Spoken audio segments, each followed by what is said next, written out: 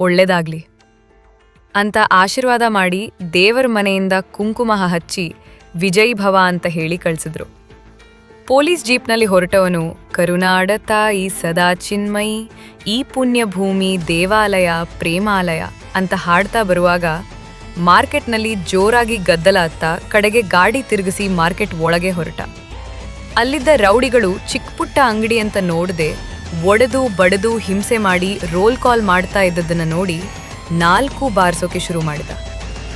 ಅಲ್ಲಿದ್ದ ಒಬ್ಬ ರೌಡಿ ಸ್ಕೂಲ್ನಲ್ಲಿ ಹಾರ್ತಿದ್ದ ಬಾವುಟಕ್ಕೆ ಕೈ ಹಾಕಿದ್ದ. ಒಬ್ಬ ಅಜ್ಜಿ ಬಿಡೋ ದರಿದ್ರದವನೇ ಹಾಳ್ಮುಂಡೆ ಅದೆ, ಅದು ನಮ್ಮ ದೇಶದ ಬಾವುಟ ಕಣೋ. ದೇವ್ರು ಒಳ್ಳೇದ್ ಮಾಡಲ್ಲ ಕಣೋ, ಸರ್ವನಾಶ ಆಗ್ತೀಯ. ಲೇ ಮುದುಕಿ ದೂರ ಹೋಗು, ಇಲ್ಲ ಅಂದ್ರೆ ನಿನ್ನ ಗೊಟ್ಟಕ್ಕನ್ಸೋದು ದೊಡ್ಡ ವಿಷಯ ಅಲ್ಲ. ಬಿಡಲ್ಲ ಕಣೋ, ನನ್ನ ಜೀವ ಹೋದ್ರೂ ಈ ಬಾವುಟಕ್ಕೆ ಏನು ಹಾಗೋಕೆ ಬಿಡಲ್ಲ. ನಾನ್ ಬದುಕಿರುವರೆಗೂ ನನ್ನ ತಾಯ್ನಾಡಿಗೆ ಕಳಂಕ ಬರೋಕೆ ಬಿಡಲ್ಲ.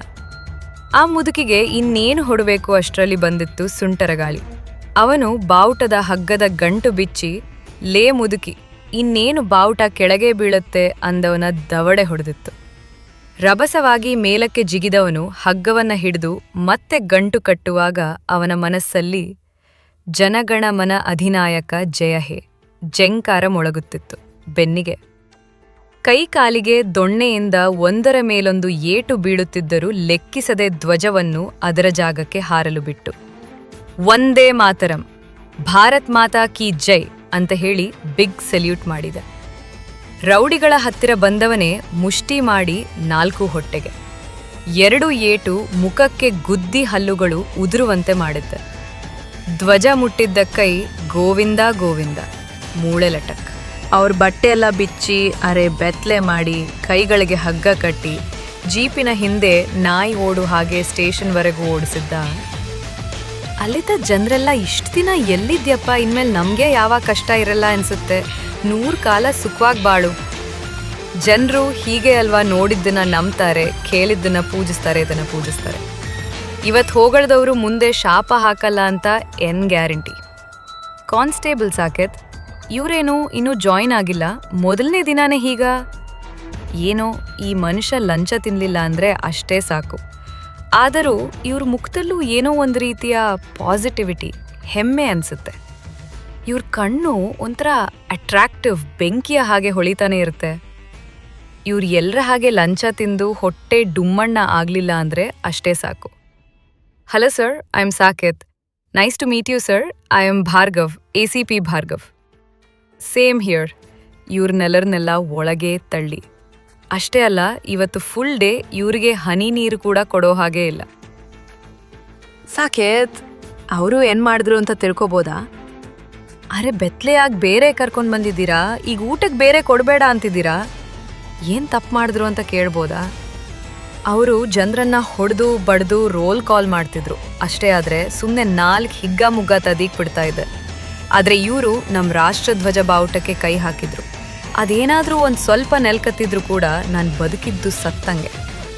ಯಾವುದೋ ಬಟ್ಟೆ ತಾನೇ ಮುಟ್ಟಿದ್ದು, ನಿನ್ನ ಹೆತ್ತ ತಾಯಿ ಮುಟ್ಟಿಲ್ವಲ್ಲ ಅದು. ಅಷ್ಟರಲ್ಲಿ ಭಾರ್ಗವ್ ಬೂಟ್ ಮಾರ್ಕ್ ಅವನ ಮುಖದ ಮೇಲೆ ಇತ್ತು. ಜಾಡಿಸಿ ಒದ್ದಿದ್ದ ಅವನ ಮುಖಕ್ಕೆ ಅಮ್ಮ ಅಂದವನು ಅಲ್ಲೇ ಪ್ರಜ್ಞೆ ತಪ್ಪುವ ಸ್ಥಿತಿಗೆ ಬಂದಿದ್ದ. ತ್ರಿವರ್ಣ ಧ್ವಜದ ಅರ್ಥ ಗೊತ್ತಾ ನಿಮಗೆ? ಕೇಸರಿ, ಧೈರ್ಯ, ಪರಿತ್ಯಾಗ ಮತ್ತು ದೇಶದ ಒಳಿತಿಗಾಗಿ ನಡೆಯುವ ಬಲಿದಾನಗಳ ಸಂಕೇತವಾಗಿದೆ. ಬಿಳಿ ಪವಿತ್ರ ಮನಸ್ಸಿನವರೊಂದಿಗೆ ನಿತ್ಯವೂ ಸತ್ಯ, ಶಾಂತಿ ಮತ್ತು ಶುದ್ಧತೆಯ ಸಂಕೇತವಾಗಿದೆ.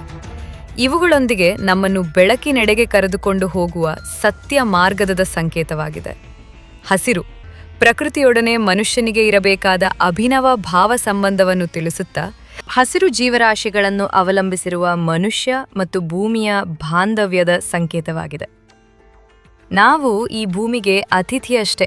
ಇವತ್ತಿರ್ತೀವಿ, ನಾಳೆ ಹೋಗ್ತೀವಿ.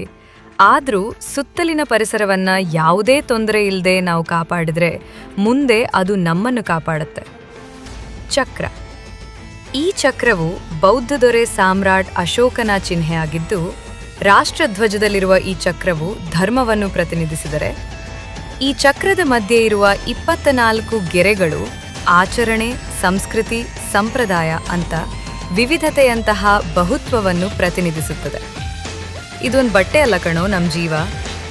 ಇಡೀ ದೇಶದಲ್ಲೇ ತ್ರಿವರ್ಣ ಧ್ವಜವನ್ನು ತಯಾರಿಸಲು ನಮ್ಮ ಕರ್ನಾಟಕದಲ್ಲಿ ಮಾತ್ರ ಅಧಿಕಾರ ಇರೋದು ಅಂತ ಹೆಮ್ಮೆಯಿಂದ ಹೇಳ್ಕೋಬೇಕು ನಾವು.